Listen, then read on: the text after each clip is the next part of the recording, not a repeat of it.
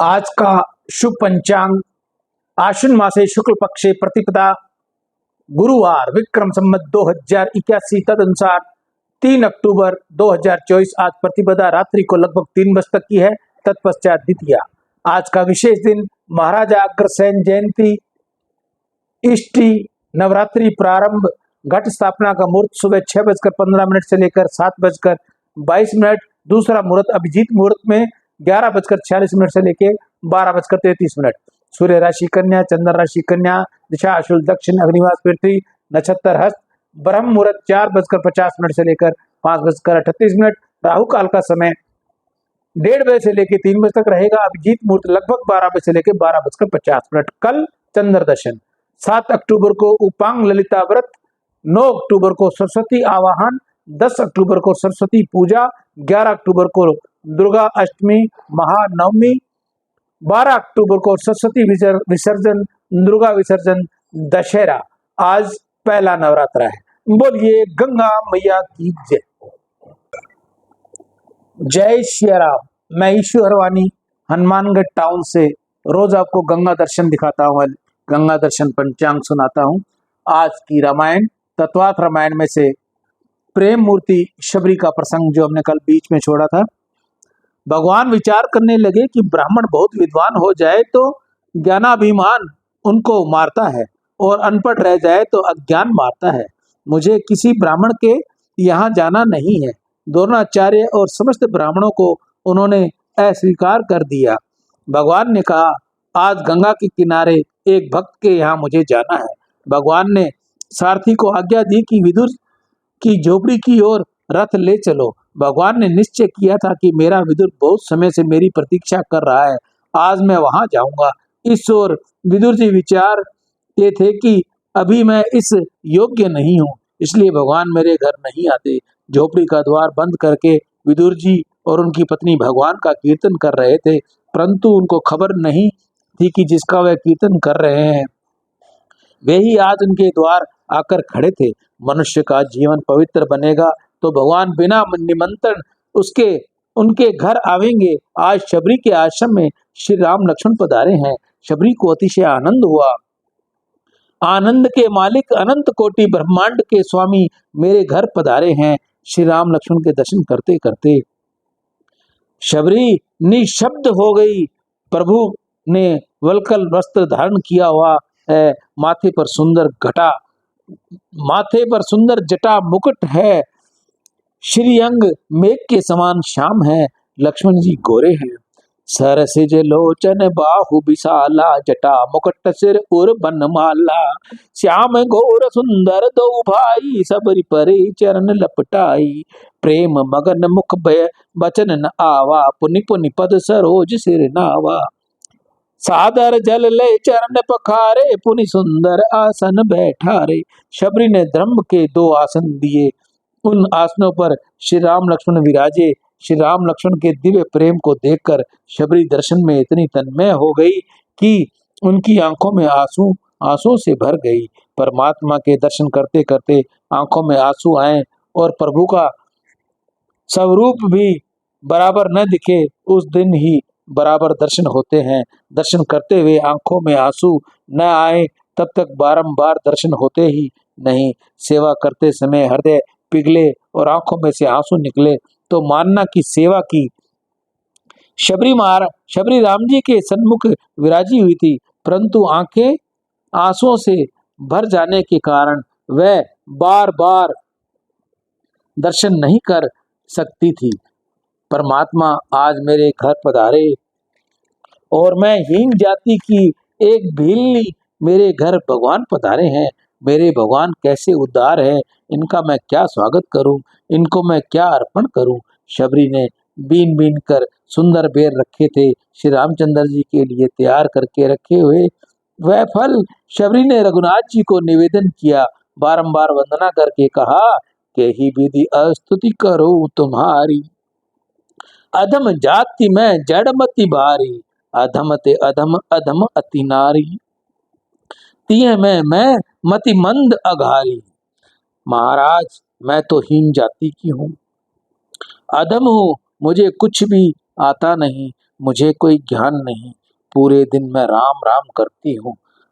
आपने मुझे अपनाया, इससे मैं आज कृतार्थ हो गई। मेरी दूसरी कोई इच्छा नहीं, कोई सुख भोगने की तनिक भी वासना नहीं। बहुत वर्षों से एक ही संकल्प है, श्री राम आएंगे, उन्हें मैं अपनी आंखों से निहारूंगी। मेरी आपसे के पास कोई याचना नहीं, परंतु आप आओगे तो मैं दर्शन करूं। शबरी माँ का मनोरथ था कि परमात्मा आएंगे और मैं दर्शन करूं।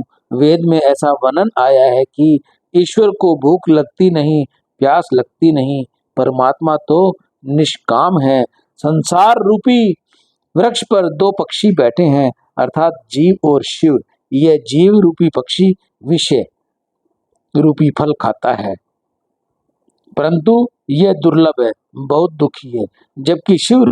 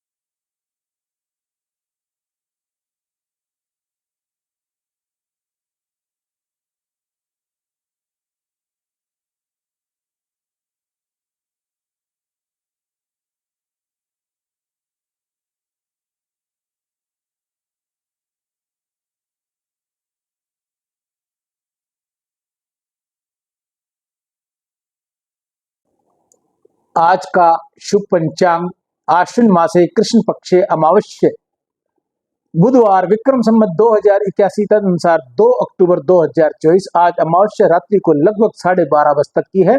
तत्पश्चात प्रतिपदा। आज का विशेष दिन गांधी जयंती, लाल बहादुर शास्त्री की जयंती, सर्वार्थ सर्व पित्र अमावस्या, 10 अमावस्या, अन्वाधान, सूर्य ग्रहण।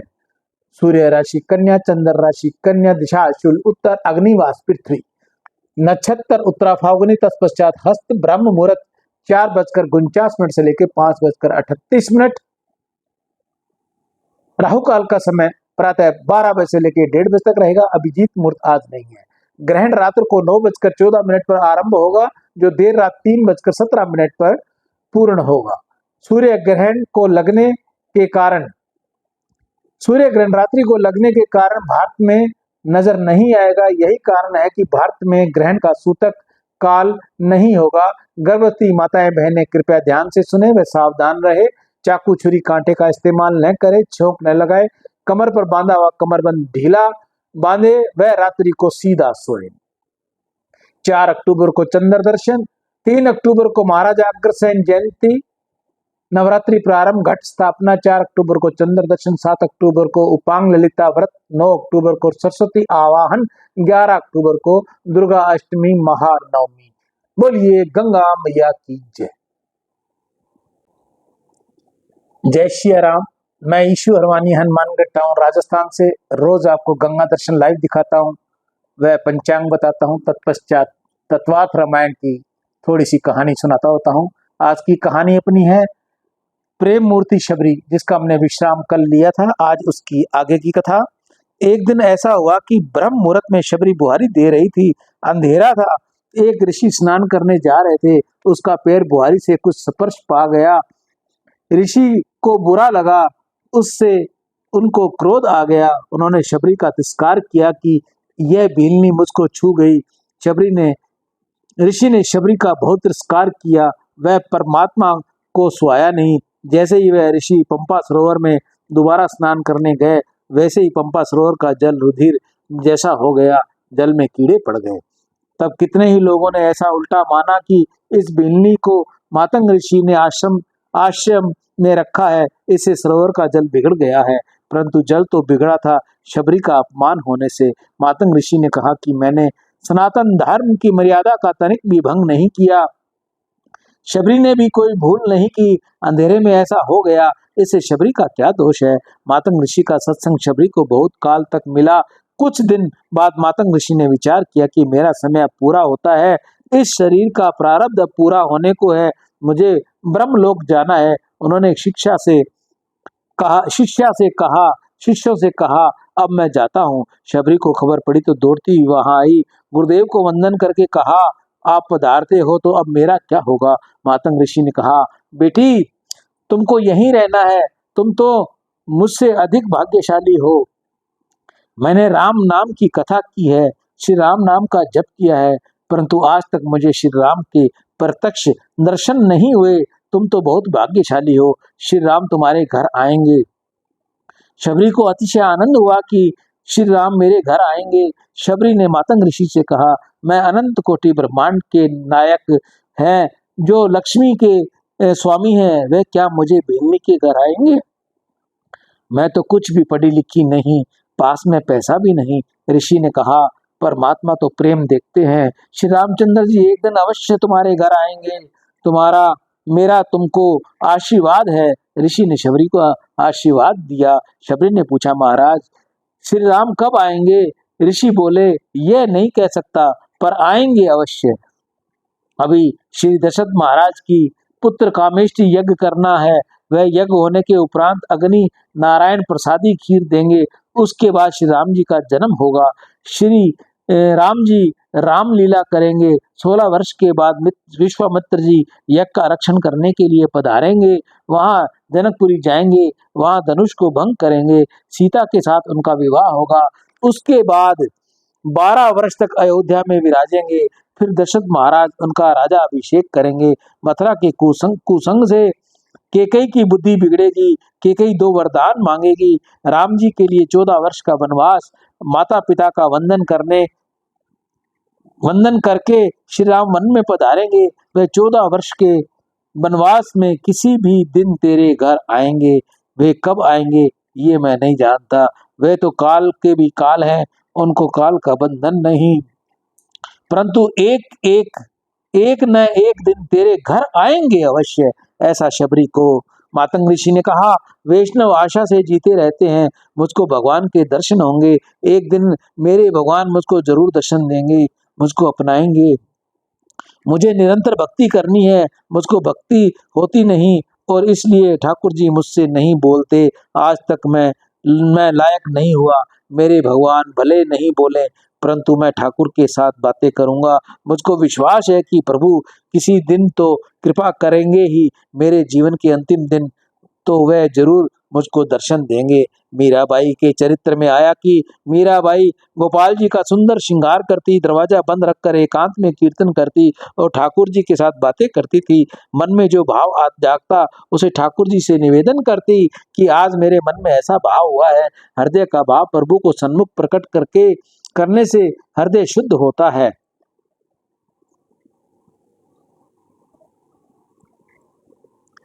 मीराबाई की सेवा में वीणा नाम की एक दासी रहती थी। एक दिन वीणा ने मीराबाई से पूछा तुम किसके साथ बातें करती हो। मीराबाई ने कहा मैं तो गिरधर गोपाल के साथ बातें करती हूँ। दासी ने कहा मीराबाई तुम ठीक कहना कि तुम ठाकुर के साथ बोलती हो, परंतु ठाकुर जी कभी तुम्हारे साथ बोलते हैं क्या। मीराबाई ने कहा मेरे ऐसे कहाँ सौभाग्य कि मेरे साथ बोले, मैं ऐसी लायक नहीं कि मेरे गोपाल कृष्ण मेरे साथ बोले। वीणा ने कहा वह बोलते नहीं तो पीछे तुम क्यों बोलती हो। तब मीरा ने जवाब दिया ये बोलते नहीं, परंतु मुझको आशा है कि एक दिन मुझको बोलेंगे, इस आशा से मैं बोलती हूँ। मुझको आशा है कि श्री कृष्ण को दया आएगी और ये 2 बरस बाद बोलेंगे, 12 बरस में तो बोलेंगे ही, मेरे पाप अधिक हों इसलिए 12 वर्ष के बाद भी कदाचित न बोले, परंतु मुझको दृढ़ विश्वास है कि जीवन के अंतिम दिन तो वह बोलेंगे ही। किसी मनुष्य ने कभी आशा नहीं रखना और परमात्मा की आशा कभी छोड़ना नहीं।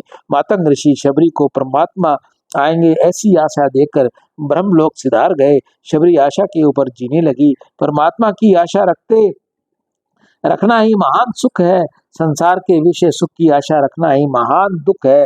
संसार सुख भोगने की इच्छा ही महान दुख है। जिसको कोई सुख भोगने की इच्छा नहीं वह संसार में सुखी है। ऐसा सादा जीवन व्यतीत करो। कि कोई सुख भोगने की वासना मन में जगे ही नहीं। वासना बुरी है। वासना के अनुसार विषय सुख का भोग भोगा जाए तो मन व्यर्थ हो जाता है, और भोग भोगा जाए तो मन अधिक विषय सुख भोगने की इच्छा करता है, चंचल बनता है। वासना जागने से तेज का नाश होता है। सुख भोगने का संकल्प हुआ कि मानव में रहने वाली बुद्धि शक्ति क्षीण हो जाती है। मन का सदा शक्ति का अंकुश रखो। शबरी सेवा करती, शबरी विचारती कि मैंने सुना है कि राम लक्ष्मण वन में जूता नहीं पहनते, वे तपस्वी होकर वन में फिरते हैं, वे बहुत ही कोमल हैं और उनको मेरे घर आना है, इसलिए घर के चारों दिशाओं में शबरी बुहारी करती। इस रास्ते से आएंगे, कदाचित उस रास्ते से आएंगे, इस मार्ग में भी कचरा पड़ा रहे, यह ठीक नहीं। समस्त दिन शबरी का यही धंधा था। शबरी श्री राम की प्रतीक्षा करती, राम जी के लिए सुंदर सुंदर फल लेकर आती। आज आएंगे मेरे राम, ऐसी आशा से सायंकाल तक श्री राम जी की प्रतीक्षा करती, परंतु प्रभु नहीं पधारे। तब शबरी विचार करती कि अब तो अंधेरा हो गया, आज उनको आने में फुर्सत नहीं मिली होगी, अब नहीं आएंगे। मैं पापी हूँ इसलिए मेरे घर नहीं आते, अब तक मैं लायक नहीं हूँ इसलिए परमात्मा प्रत्यक्ष दर्शन नहीं देते, मैं लायक नहीं इसलिए मेरी सामग्री भगवान नहीं आरोगते। राम जी के लिए जो फल एकत्रित होते थे उनको शबरी बालकों को अर्पण कर देती थी। ऐसा भाव रखती थी कि मेरे राम बालकों में है।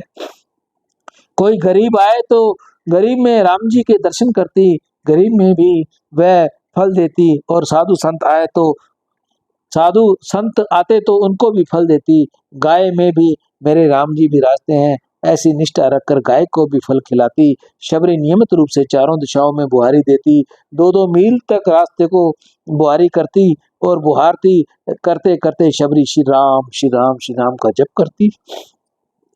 बहुत वर्षों तक शबरी माँ ने इस प्रकार दिव्य तपस्या की। तप करते करते अब शबरी बहुत वृद्ध हो गई। शबरी महायोगिनी थी। शबरी में वृद्धावस्था आई, शरीर का दुर्लभ हो गया था, परंतु आशा रखी हुई थी कि गुरुदेव ने कहा है कि तेरे घर राम जी पधारेंगे, श्री राम जी के दर्शन के बिना मैं नहीं मरूंगी। श्री राम दर्शन के लिए शबरी जीवित थी। शबरी रघुनाथ की प्रतीक्षा कर रही थी। मन में निश्चय था कि श्री राम दर्शन करने के पश्चात मैं प्राणों को छोड़ूंगी। श्री राम आएंगे, अवश्य आएंगे। मैंने सुना है कि अब इस ओर पधारे हुए हैं, परंतु मैं उनको आमंत्रण देने किस प्रकार जाऊं। मैं तो नीच जाति की भीलनी हूँ। भक्ति जब बढ़ती है तब अभिमान मरता है। शबरी को ऐसा लगा कि परमात्मा को आमंत्रण देने की कुछ योजना तो होनी चाहिए। साधारण जीव ईश्वर को आमंत्रण दे सकता नहीं। अरे राजा को आमंत्रण दो तो क्या वह तुम्हारे घर आएंगे? नहीं आएगा। जीव में पहले योग्यता होनी चाहिए। राजाओं के राजा परमात्मा किस प्रकार आ सकेंगे? शबरी के मन में विचार थी कि मैं क्या क्या लायक हूँ, मैं जाति से भील हूँ, अधम हूँ। मुझे ऐसा लगता है कि गुरुदेव ने कहा है उस प्रमाण से राम जी यहाँ पधारेंगे तो अवश्य, परंतु मेरे आश्रय में नहीं आएंगे। बड़े बड़े ऋषि वहाँ विराजे हुए हैं, वह उनको ले जाएंगे, मेरे घर कहाँ से आएंगे? परंतु राम जी कोई ऋषि के आश्रम में पधारें तभी मैं दूर से उनके दर्शन कर लूंगी। मैं अधम जाति की भीलनी हूँ, प्रभु मेरे यहाँ पधारे। साथ ही शबरी साथ ही साथ शबरी को ऐसा लगता था कि श्री गुरुदेव ने मुझे आशीर्वाद दिया है, इसलिए जरूर आएंगे। रघुनाथ जी चलते चलते पंपा सरोवर के पास पधारे। बड़े बड़े ऋषियों को खबर पड़ी, वह दौड़ते आए। वह ऋषि रघुनाथ जी के पीछे पड़े, रघुनाथ जी को मनाने लगे कि आप मेरे आश्रम में पधारो, आप मेरे आश्रम में पधारो। परंतु राम जी तो सबसे यही पूछते कि शबरी जी कहाँ है? मुझको तो शबरी के आश्रम में जाना है। राम ही केवल प्रेम पियारा। प्रभु ने विचार किया कि इन ऋषियों ने शबरी का अपमान किया है। ये ऋषि ज्ञानी हैं, तपस्वी हैं, साधु हैं, परंतु अभिमानी हैं। तपस्या ठीक है, परंतु तप का अभिमान पतन करने वाला है। ज्ञान ठीक है, परंतु ज्ञान का अभिमान पाप करवाता है, पतन करवाता है। शब्द ज्ञानी जल्दी नमन नहीं करता, उसके हृदय में ठसक होती है कि मैं ज्ञानी हूँ।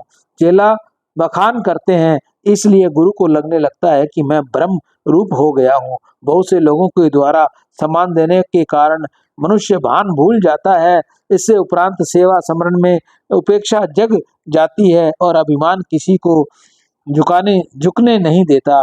विन्य जहाँ होती है वहीं समस्त सद्गुण आते हैं और जहाँ अभिमान होता है वहीं समस्त दुर्गुण आते हैं। अभिमान पतन कराता है, यह तक अहमता ममता होती है वहां तक ज्ञान नहीं पचता। ज्ञानियों को विघन करने वाला अभिमान है। अभिमान के मूल में क्रोध है, तप में विघन करने वाला यह क्रोध ही है। जीव का सर्व सब छोड़कर परमात्मा के साथ प्रेम करता है तब समय के अभिमान को छोड़ देता है। जब जी तत्व भूल जाता है उस समय ईश्वर तत्व भूल जाता है और जीव के साथ रमण करता है। जीव अभिमान में अहम रखता है। जीव मानता है कि मैं शास्त्री हूँ, मैं पंडित हूँ,